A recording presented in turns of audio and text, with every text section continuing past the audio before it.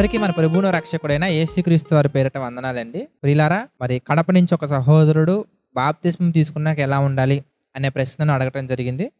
ఆ ప్రశ్నకి సమాధానంగా మనం ఈరోజు సమాధానాన్ని చూడబోతున్నాము. బాప్తిస్మం అనగానే క్రొత్త జన్మ, కొత్త సృష్టి.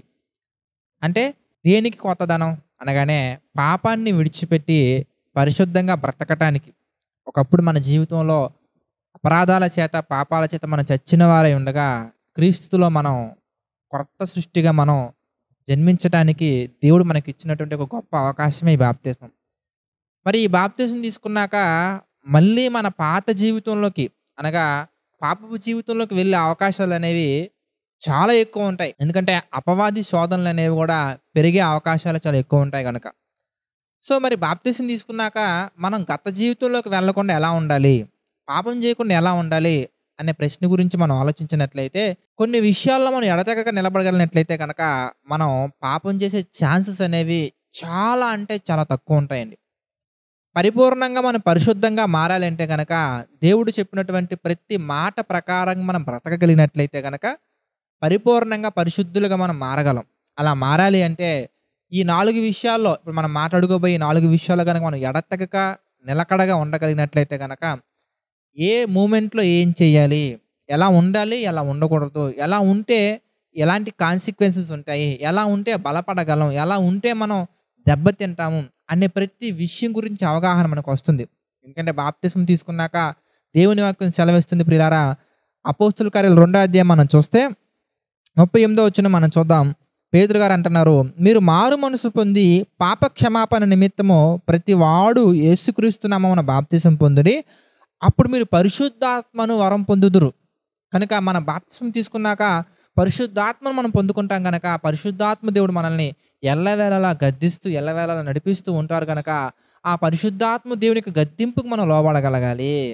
సో మరి ఆ 4 విషయాలు ఏంటి అని మనం చూస్తే అపోస్తుల కార్యాలు 2వ అధ్యాయం 42వ వచనం మనం చూస్తే, వీరు అపోస్తుల బోధ యందును సహవాసమందును రొట్టె విరుచుట యందును ప్రార్థన చేయటి యందును ఎడతెగక ఉండిరి.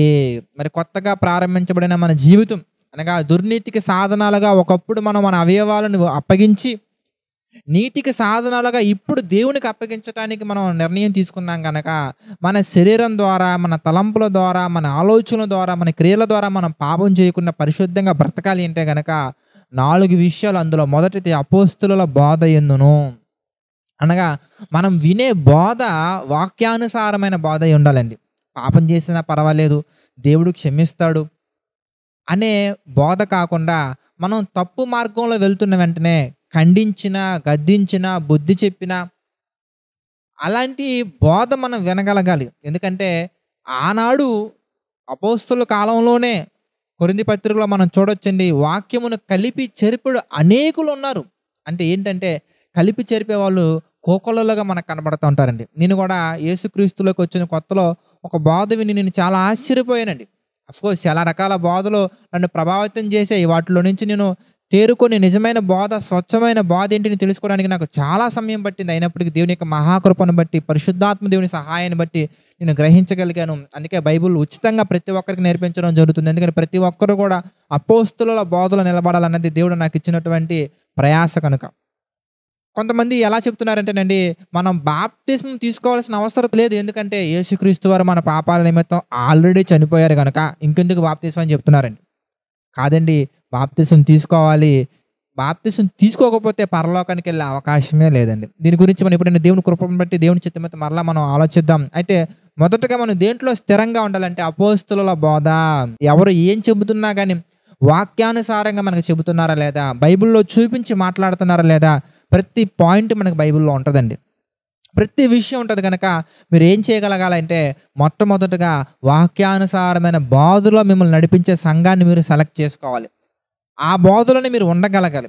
రెండవదిగా మనం చూస్తే సహవాసము అనగా మన సహవాసం అనేది ఎవరితో ఉంటుంది. మనం ఎంత చక్కగా దేవుని వాక్యాన్ని విన్నా, ఎంత చక్కగా దేవుని యొక్క వాక్యాన్ని నోట్స్లో రాసుకున్నా, ఎంత చక్కగా ఇతరులకు వాక్యాన్ని మనం బోధించినా మన సహవాసము కనుక దేవుని పిల్లలతోటి, సహోదరులతోటి కనుక లేకపోయినట్లయితే తప్పకుండా మనం తప్పు దారి పట్టే అవకాశాలు చాలా ఎక్కువగా ఉన్నాయి. కనుక మన సహవాసం కూడా చాలా ఇంపార్టెంట్. దేవుని పిల్లలతోటి దేవునిలో బ్రతకాలని నిర్ణయించుకున్న వాళ్ళతోటి మనం సహవాసం చేయగలగాలి. ఇక మూడవదిగా మనం చూస్తే బల్ల. దేవుడు ఎక్కడైతే చెప్పబడ్డారో దేవుడు చెప్పబడిన రీతిగా మనం బలలో కూడా ఎడతెగక మనం పాల్గొనాలి. ఇక నాలుగవదిగా మనం చూస్తే ప్రార్థన చేయుట యందును, అనగా ప్రార్థనలో నిలకడగా ఉండగలగాలి. ఈ 4 విషయాలు ఎడతెగక మనం ఉండగలిగినట్లయితే కనుక, అంటే మిస్ అవ్వకుండా ప్రతి స్టేజ్లో కనుక మనం ఈ 4 విషయాలు మనం పరిశీలించుకుంటూ వెళ్ళగలిగినట్లయితే తప్పకుండా మనం దేవునిలో బలంగా నిలబడగలం, పరిశుద్ధులుగా మనం మారగలం, పాపాన్ని జయించగలం. ఈ 4 విషయాల్లో మనం స్థిరంగా నిలబడగలిగినట్లయితే కనుక ఏ మూమెంట్లో ఎలా ఉండాలనేది దేవుని యొక్క వాక్యం అనేది మనల్ని పరిశుద్ధాత్మ ద్వారా మనల్ని నడిపిస్తూ ఉంటుంది. కనుక మనం దేవుని చిత్త ప్రకారం నడుచుకునే అవకాశాలు మెండుగా ఉంటాయి. కనుక ప్రతి ఒక్కరు కూడా బాప్తిసం తీసుకున్న ప్రతి ఒక్కరు కూడా ఈ 4 విషయాలు ఎడతెగక నిలబడగా ఉండడానికి ప్రయత్నించండి. మరి ఒకవేళ ఎవరైనా కానీ బాప్తిసం తీసుకున్నాక కనుక వారు తప్పిదాల్లో చిక్కుకుంటున్నట్లయితే కనుక ఒకసారి పరిశీలించుకోండి బ్రదర్స్ అండ్ సిస్టర్స్. ఈ 4 విషయాలు మీరు ఎక్కడైతే తప్పిపోయి ఉన్నారో ఆ విషయాన్ని మీరు కరెక్ట్ చేసుకోవాలి. ఈ 4 విషయాలు ఏదో ఒక విషయంలో మనం ఫుల్ఫిల్మెంట్గా ఉన్నా కానీ మిగిలిన 3 విషయాల్లో లేకపోయినట్లయితే, లేదా 3 విషయాల్లో ఉన్నారు ఒక విషయంలో కనుక తక్కువగా ఉన్నట్లయితే కనుక తప్పకుండా మనం పాపం చేసే అవకాశాలు చాలా ఎక్కువగా ఉంటాయి. కనుక ఏ విషయాలు మీరు పడిపోతున్నారో పరిశీలించుకోండి, మీ జీవితాన్ని వాక్యానుసారంగా సరిదిద్దుకోండి. Thank you so much. God bless you all. ప్రార్థన చేసుకుందామండి. దయగల తండ్రి, ప్రేమగల దేవ, అనేకమైన విషయాలు మాకు తెలియజేస్తున్నారు. ఈ ఆస్క్ యువర్ క్వశ్చన్ అనే ప్రోగ్రాం ద్వారా తండ్రి అనేక మందికి వాక్యానుసారమైన సమాధానం తెలియజేయడానికి నాకు మీ జ్ఞానాన్ని అందించిన తండ్రి. సొంత జ్ఞానంతో కాకుండా మీ జ్ఞానంతో ప్రభు అనేక మందికి మీ యొక్క వాక్యాన్ని మాత్రం తెలియజేసే ధన్యతను అందిస్తున్నది కృతజ్ఞతలు తండ్రి. ముందు కూడా మీ చిత్త ప్రకారంగా అందించండి, సహాయించండి తండ్రి. మీ చిత్తమైతే మరొక ప్రశ్న ద్వారా కలుసుకునే అవకాశాన్ని అందించండి, సహాయించండి. సమస్త మహిమ ఘనత ప్రభావాలు మీకే చెల్లించుకుంటూ మా ప్రభువును రక్షకుడైన యేసుక్రీస్తు వారి పేరిట ప్రార్థన అడిగి పెట్టుకుని చున్నాము తండ్రి. ఆమెన్. అందరికీ వందనాలండి. God bless you all.